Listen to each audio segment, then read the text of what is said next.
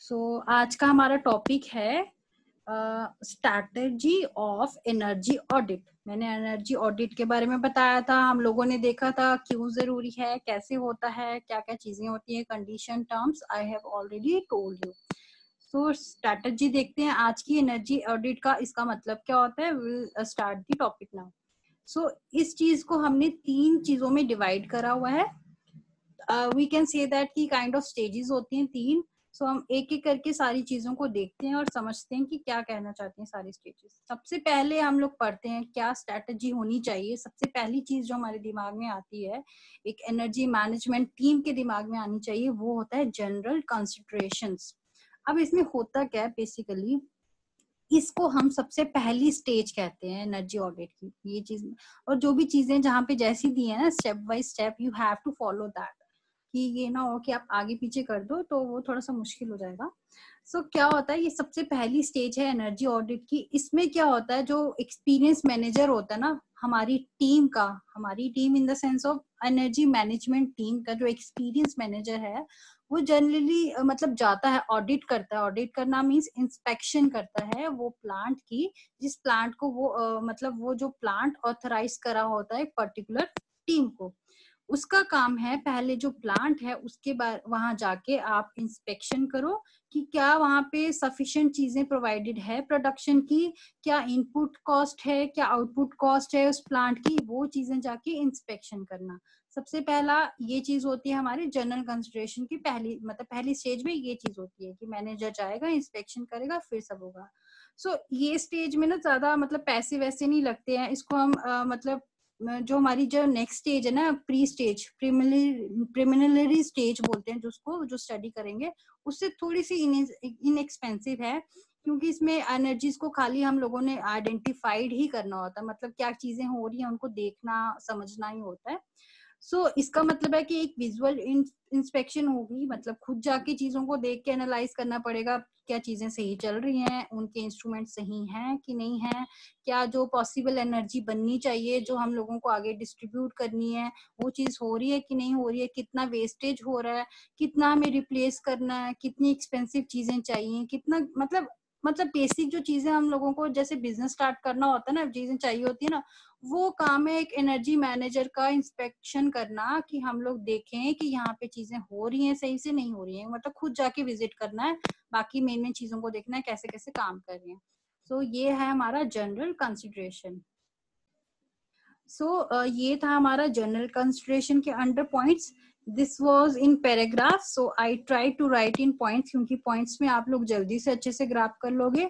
अब next point हमारे पास आ जाता है प्रीलिमिनरी स्टडी। इसका मतलब क्या होता है, इसका मतलब है ऐसी स्टडी जो मतलब की जाती है एनर्जी मैनेजमेंट टीम के through. Energy management team, obviously energy management चीजें हम पढ़ रहे हैं तो एनर्जी मैनेजमेंट भी है कहीं ना कहीं, उसकी एक टीम है, एक ऑर्गेनाइजेशन है, कुछ अलग से पर्टिकुलर इंडस्ट्रीज हैं, या फिर वी कैन से दैट कुछ मतलब कुछ पर्टिकुलर मतलब छोटे छोटे ऑर्गेनाइजेशंस बने हुए हैं, उनको हम बोलते हैं एनर्जी मैनेजमेंट टीम। अब क्या होता है यहाँ पे, मैंने पहले वाले में बताया था एक एनर्जी मैनेजर होता है जिसको सारी चीजें चेक करनी होती है, यहाँ पे स्पेशलिस्ट को बुला के लाया हुआ है। इन्होंने कहा कि भाई एक स्पेशलिस्ट को बुलाओ, जो एनर्जी स्पेशलिस्ट हो वो सारी चीजों को इंस्पेक्ट करेगा। अब इसमें क्या होता है, एनर्जी स्पेशलिस्ट को बुलाने के बाद क्या चीजों का सर्वे किया जाता है कि डेली और वीकली चीजें कैसे कैसे मैनेज हो रही हैं, कि डेली बेसिस पे क्या आप चीजें प्रोड्यूस कर रहे हो, क्या आप चीजें मतलब प्रोड्यूस करके आगे फर्दर प्रोसेस कर रहे हो, बेच रहे हो, एनर्जी कितनी लॉस हो रही है, कितनी कंज्यूम हो रही है। This all is calculated on the daily basis as well as weekly basis. Energy calculation पूरा किया जाता है डेली और वीकली बेसिस में। एक पर्टिकुलर मतलब एक पर्टिकुलर जैसे हम लोग कहते हैं ना अकाउंट्स का सारी चीजें मेंटेन करना, यहाँ पे भी ऑडिट का पर्टिकुलर फाइल्स को मेंटेन किया जाता है ताकि हम एंड रिजल्ट देख पाए, कहाँ लॉस हुआ है, कहाँ हमारे पास प्रॉफिट हुआ है। ये है स्पेशलिस्ट का काम जो ये सब चीजों को कंट्रोल करता है। कुछ डाटा इसके थ्रू कलेक्ट करा जाता है। Data is collected during the study, जैसे मैंने आपको बताया रिकॉर्ड मेंटेन करना, so it should cover energy management system. अब आप देख लो ये कवर क्या क्या करता है, डेली और वीकली बेसिस पे क्या क्या चीजें करता है, कि रॉ मटेरियल कितना लग रहा है हम लोगों का, एनर्जी सप्लाई सिस्टम्स कैसे काम कर रहे हैं, हमारा कंजर्वेशन एनर्जी कैसा हो रहा है, मीन्स हमारा इसका मतलब है कि कैसे हम पॉसिबल एनर्जी आगे, मतलब उससे ज्यादा रेलिवेंट पर्टिकुलर रॉ मटेरियल से एनर्जी को हम निकाल पा रहे हैं, प्रोड्यूस कर पा रहे हैं। सो कैसे आगे सप्लाई जा रही है, कंजर्वेशन मतलब एक फॉर्म से दूसरी फॉर्म में जो डिवाइसेस हैं कन्वर्ट करती है एनर्जी, वो सही से काम कर रही है नहीं कर रही है, जिसमें आ जाता है हमारे बॉयलर्स जो बड़े बड़े फैक्ट्रीज में लगे होते हैं, इंडस्ट्रीज में, ये सब चीजें, ये जस्ट एग्जांपल दी हुई है कि बॉयलर्स होते हैं, इलेक्ट्रिक मोटर्स हैं, हीट एक्सचेंजर्स होते हैं, ये होते हैं एनर्जी कन्वर्जन डिवाइसेस।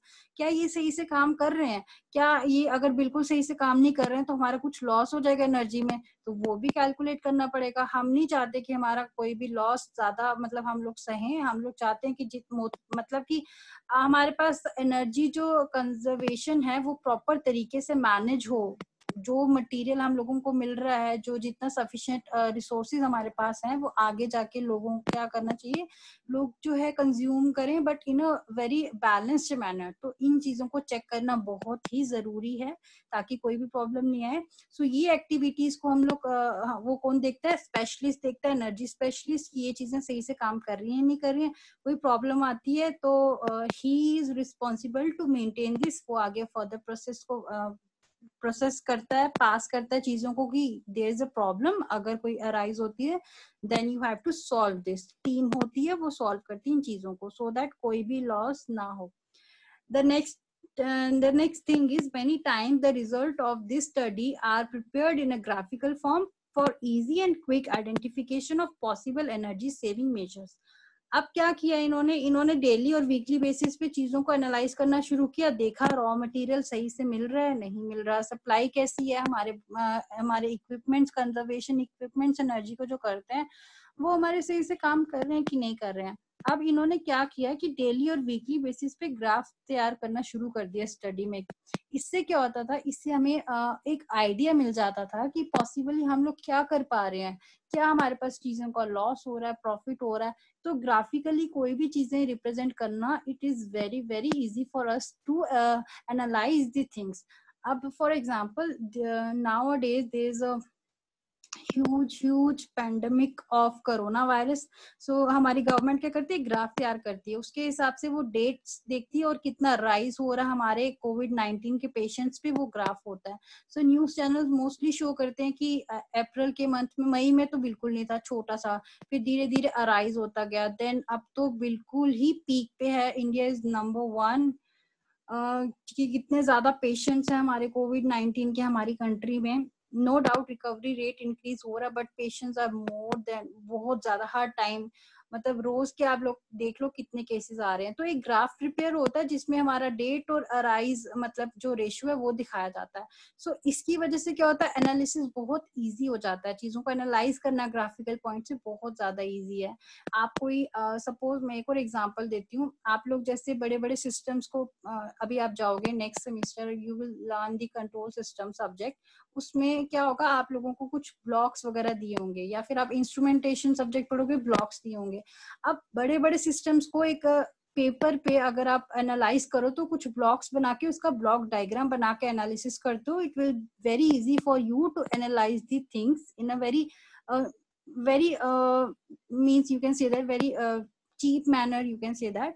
So आप लोगों को एनालाइज करना बहुत इजी हो जाएगा, तभी यहाँ पे कहा है ये वाली स्टडी को हम लोग ग्राफिकली रिप्रेजेंट करते हैं, जो बहुत ही इजी हो जाता है हम लोगों को एनालाइज करने में। इसकी वजह से हम आइडेंटिफाई कर पाते हैं कि कहाँ प्रॉब्लम आ रही है और कहाँ पे एनर्जी सेविंग मेजर्स हम लोगों को चाहिए। सो ओके, तो ये रहा पहला जनरल कंसिडरेशन, और सेकंड था preliminary study, the third one is detail study. अब ये आ जाता है हमारा third strategy of energy audit, कि थर्ड स्टेप क्या होता है, ये वाली स्टडी इन्वॉल्व करती है detailed analysis, as per the name, इसका मतलब है पूरी डिटेल एनालिसिस करना चीजों का, क्या इनफ्लोस हैं, क्या आउटफ्लोस हैं। एक प्लांट मैंने क्या बताया, कोई भी सेटअप जहाँ पे एनर्जी रिसोर्स को क्या किया जा रहा है, प्रोड्यूस कन्वर्ट, या फिर उसमें मतलब चीजों को आगे फर्दर जब प्रोसेस करने के लिए हम लोग बेचते हैं, इन द सेंस कि पब्लिक में बेचना है, सो वहां से पहले जो चीजें प्रोसेस होती हैं वो चीजें होती हैं हमारी प्लांट के अंदर।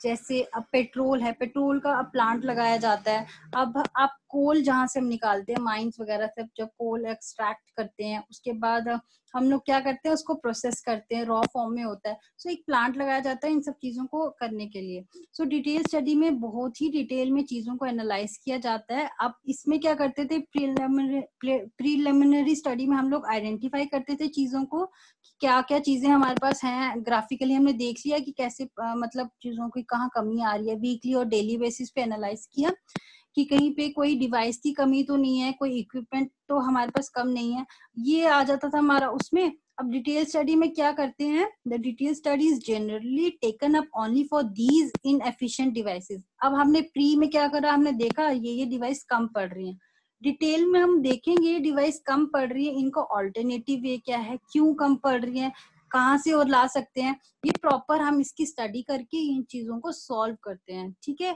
thus the study needs to be carried out for a process or a unit or a system। पूरे के पूरे सिस्टम जहां पे भी कमी पड़ रही है, चाहे वो एक चीज की कमी क्यों ना हो, चाहे वो 10 या फिर पूरे प्लांट के लिए चीजें चाहिए हो, सो पूरा डिटेल में स्टडी किया जाता है, कहाँ से चीजें आएंगी, कैसे होंगी। अगर कोई बॉयलर खराब हो जाता है, सपोज कोई भी ऐसी इंस्ट्रूमेंट खराब हो जाती है, हमने प्री में क्या किया, हमने बस ध्यान से देखा कि हाँ ये खराब होगी, उसमें हम कुछ नहीं करें। इस डिटेल स्टडी में उसका हम सॉल्यूशन भी निकालेंगे कि क्या क्या कैसे होने वाला है, कैसे हम we are going to solve the problem. ठीक है, so most of the time some measurements are also necessary as a part of detailed study। हर एक पॉइंट की मेजरमेंट लेना, रिकॉर्ड करना डाटा को, इसमें बहुत ज्यादा इंपॉर्टेंट है। A model analyzed and computer simulation may also form a part of this study। अब क्या होता है, कुछ फैक्ट्रीज में या फिर आप लोगों ने इंडस्ट्रीज में देखा होगा, कई जगह मतलब जो हमारी मशीन्स हैं, they are controlled by the devices, like हम लोग अपनी कंप्यूटर या फिर कुछ ऐसी डिवाइसेस से उन चीजों को कंट्रोल करते हैं। सो उनका जो ये सिमुलेशन मतलब एक छोटे लेवल पे हम देखते हैं कि कैसे कैसे चीजें काम कर रही हैं। सो ये भी एक पार्ट है डिटेल स्टडी का। इसमें हम क्या करते हैं, हम लोग देखते हैं एक छोटे लेवल पे कि हमारा जो सिमुलेशन हम लोगों ने बनाया वो सही से काम कर रहा है कि नहीं कर रहा है, तब जाके हम उसको आगे बड़े लेवल पे मतलब इम्प्लीमेंट करते हैं। सिमुलेशन का मतलब पहले आप देखते हो कि ट्रायल बेस पे आप चीजें कैसे काम कर रहे हो, एक सिमुलेटेड माहौल सा बना देते हो उस चीज का कि आप देखते हो कैसे काम कर रहा है कैसे नहीं कर रहा। अगर वो ठीक काम कर रहा है तब उसका बड़ा मॉडल तैयार कर दो कि हाँ ये इंस्ट्रूमेंट हमारी कंट्रोल मतलब हम लोग अपने डिवाइस से कंट्रोल करके बड़े लेवल पे इम्प्लीमेंट कर सकते हैं। सो हम लोग उस तरीके से इसको स्टडी करते हैं। Okay, the next one is हमारे पास आ जाता है data about energy input, energy output, energy consumption, energy flow and distribution, losses, efficiency, temperature, waste heat etcetera. ये सारे पार्ट हैं डिटेल स्टडी के। ठीक है, उसमें हमने खाली पहले वाले में इंस्पेक्शन करी थी, उसमें देखा था कि क्या क्या चीजें वेस्ट हो रही हैं और क्या क्या चीजें हम लोगों को लग रही हैं। प्री में हमने देखा रॉ मटेरियल कैसा लग रहा है, हमारे सप्लाई सिस्टम कैसे काम कर रहे हैं, एनर्जी कंजर्वेशन डिवाइसेस कैसे काम कर रही हैं और नहीं कर रही हैं, तो बस नोट डाउन कर दिए, ग्राफिकल प्लॉटिंग कर दी। इसमें डिटेल में सारी चीजें जो हमने जर्नल प्री सब में देखी वो सभी चीजें और जो कॉम्प्लेक्स पार्ट है वो सारा आ जाता है। एनर्जी की इनपुट क्या है, एनर्जी की आउटपुट क्या है, एनर्जी कंज्यूम कितना हो रहा है, एनर्जी फ्लो कितना कर रहा है, हम आगे जाके डिस्ट्रीब्यूट करने वाले वो डिस्ट्रीब्यूशन किस लेवल का, ज्यादा करेंगे कम करेंगे, लॉस कितना हो रहा है, बहुत ज्यादा लॉस हो रहा है बहुत कम, या फिर बीट हम एक मॉडरेट रेशियो पे चल रहे हैं। एफिशिएंसी ऑफ द डिवाइसेस कैसी है, हमारे पास ज्यादा एफिशिएंट डिवाइसेस है, मतलब अगर ज्यादा लोड है तो अच्छे से काम कर पा रही हैं, लोड नहीं है तो भी हमारी उनकी आउटपुट क्या है। टेम्परेचर का क्या इफेक्ट पड़ रहा है हमारे रिसोर्सेज की प्रोडक्शन पे, वेस्ट हीट जो निकल रही है वो कितनी ज्यादा निकल रही है, ज्यादा निकल रही है कम निकल रही है। सो ये सारी स्टडी हमारी डिटेल एनालिसिस में की जाती है। सो तीनों स्टेप अगर हम मिला लें तो हमारा एक एनर्जी ऑडिट होता है जिसमें इंस्पेक्शन होती है इन सारी चीजों की, स्टेप बाय स्टेप की कैसे पॉसिबल चीजें आप लोग करोगे जब आपका एनर्जी ऑडिट की जो टीम आती है वो होती है अंडर जो होती है एनर्जी मैनेजमेंट सिस्टम के अंदर। तो ये था आपका topic about the strategy of energy audit.